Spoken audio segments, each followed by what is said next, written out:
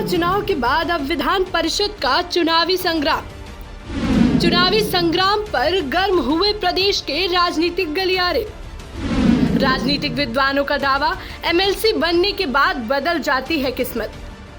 नेताओं की बदलेगी किस्मत, लेकिन क्या बदलेगी जनता की किस्मत? उत्तर प्रदेश में चाहे जो भी मौसम हो, लेकिन यहाँ राजनीति की बरसात हमेशा होती ही रहती है। उत्तर प्रदेश में एक चुनाव के खत्म होते ही दूसरे चुनाव का बिगुल बज जाता है।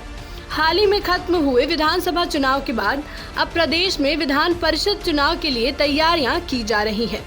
दरअसल अगले महीने में विधान परिषद के चुनाव होने वाले हैं। इसके संदर्भ में राजनीतिक पार्टियों ने तत्परता दिखाते हुए 19 मार्च से पहले अपने अपने प्रत्याशियों के नाम की घोषणा करी है। खैर, एमएलसी चुनाव को लेकर कई तरह के सवाल लोगों के मन में रहते हैं कि आखिर ये क्या है और इनका चुनाव किस तरह से होता है। साथ ही आप सोचते होंगे कि एमएलसी सदस्यों का चयन कैसे होता है और इनकी वोटिंग की क्या प्रक्रिया है। एमएलसी सदस्यों को क्या क्या सुविधाएं मिलती हैं, इन सभी का जवाब आपको इस वीडियो में मिलेगा। दरअसल जिस तरह संसद में राज्यसभा होती है, ठीक उसी तरह प्रदेश में एमएलसी की नियुक्ति होती है। हालांकि एमएलसी भारत के सभी राज्यों में नहीं है। आइए जानते हैं एमएलसी से जुड़ी कुछ खास बातें। कौन होते हैं एमएलसी सदस्य? दरअसल अधिकतर राज्यों में सिर्फ विधानसभा होती है। इसका मतलब है कि इन राज्यों में एक संसदीय विधायिका है।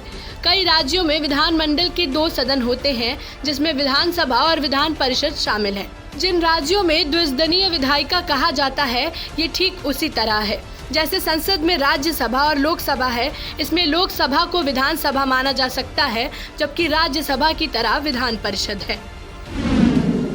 जिस तरह लोकसभा के सदस्य सीधे जनता द्वारा चुने जाते हैं, वैसा ही विधानसभा के साथ होता है। इसके उलट जिस तरह राज्यसभा सदस्य सीधे जनता द्वारा नहीं बल्कि जनप्रतिनिधियों द्वारा चुने जाते हैं, वैसे ही विधान परिषद के सदस्य सीधे नहीं चुने जाते हैं। विधानसभा को निचला सदन या लोकप्रिय सदन कहा जाता है और विधान परिषद को ऊपरी सदन कहते हैं। कैसे होता है एमएलसी सदस्यों का चयन? वैसे तो एमएलसी सदस्यों का चयन भी वोटिंग के जरिए होता है, लेकिन मतदान की इस प्रक्रिया में आम जनता हिस्सा नहीं लेती है। वहीं इस प्रक्रिया में जनता द्वारा चुने गए जनप्रतिनिधियों द्वारा एमएलसी सदस्यों का चयन किया जाता है। एमएलसी चुनाव में विधायकों के साथ ही स्थानीय निकाय निर्वाचन क्षेत्र के तहत जिला पंचायत सदस्य, क्षेत्र पंचायत सदस्य और नगर निगम या नगर पालिका के निर्वाचित प्रतिनिधि हिस्सा लेते हैं। इनमें कुछ उम्मीदवारों का चयन विधायक और कुछ उम्मीदवारों का चयन 38 सदस्यों को विधायक चुनते हैं। वहीं 36 सदस्यों को स्थानीय निकाय निर्वाचन क्षेत्र के तहत की ओर से किया जाता है। विधायक के बराबर होता है एमएलसी का दर्जा। विधान परिषद में एक निश्चित संख्या तक सदस्य होते हैं। विधानसभा के 1/3 से ज्यादा सदस्य विधान परिषद में नहीं होने चाहिए। जैसे मान लीजिए यूपी में 403 विधानसभा सदस्य हैं, तो यूपी विधान परिषद में 134 से ज्यादा सदस्य नहीं हो सकते हैं। इसके अलावा विधान परिषद में कम से कम 40 सदस्य होना जरूरी है। बता दें कि उत्तर प्रदेश विधान परिषद में 100 सीटें हैं और एमएलसी का दर्जा विधायक के ही बराबर होता है। एमएलसी बनने के लिए चाहिए ये योग्यता। अभी देश में 6 राज्यों में ही विधान परिषद है। इसके अलावा बिहार, महाराष्ट्र, तेलंगाना, आंध्र प्रदेश और कर्नाटक में भी विधान परिषद अस्तित्व में है। विधान परिषद के सदस्य का कार्यकाल 6 साल के लिए होता है। चुनाव लड़ने के लिए न्यूनतम 30 साल उम्र होनी चाहिए। यूपी में विधान परिषद के 100 में से 38 सदस्यों को विधायक चुनते हैं।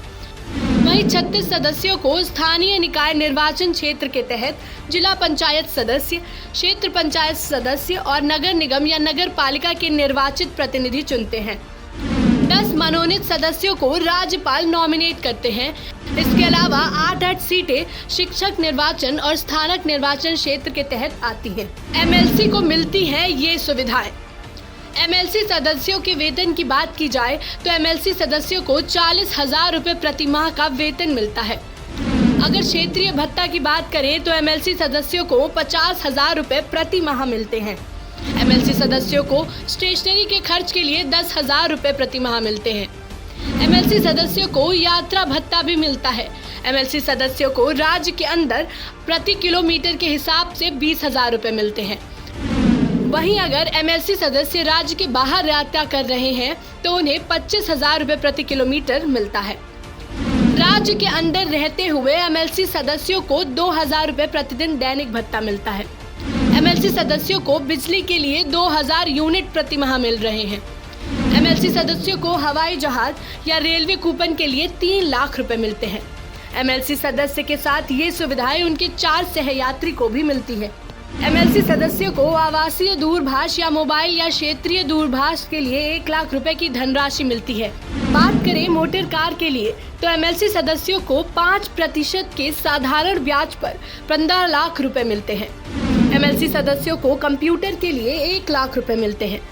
संसदीय कार्य के सहयोगी के रूप में एमएलसी सदस्यों को 30,000 रुपए प्रति माह मिलता है।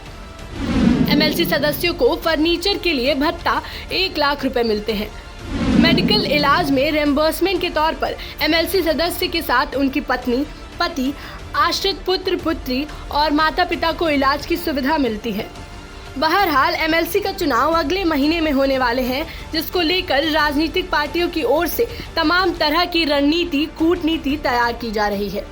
देखना लाजवाब होगा कि यूपी में विधानसभा चुनाव की जीत से गदगद भाजपा क्या विधान परिषद चुनाव को साथ पाएगी। पॉलिटिकल डेस्क, जनहित टाइम्स।